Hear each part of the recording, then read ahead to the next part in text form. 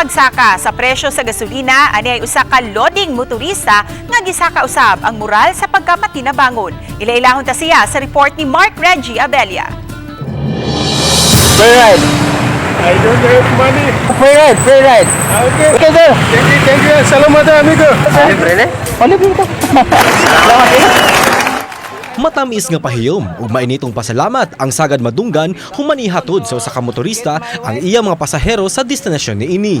Gawas nga luwas silang naabot sa ilang padulngan, ang hinungdan sa ilang pasalamat mao ang libreng sakay nga gitanyag ni Noy Timoy. Ang loading rider giila nga si Welmore Cuambot, 44 anyos, lumad nga taga Bogo City ug nagtrabaho isip utility sa usa ka furniture sa Mandawi City. Sigon niya nga gibuhat niya kini sa rason nga magbiyahe ko sir from Mandawi to Cebu City, naamdo ko na magian nga pasahero.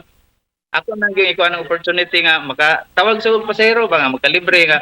At least akong pagbiyahe dito, wa gyud na sayang sa dawang gasolina kay labi na mahal na kaistanan.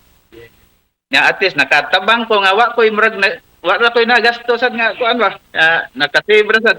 dugang niya nga nahunaw-naan niya kini dihang maghatod kuha siya siyang asawa sa carbon.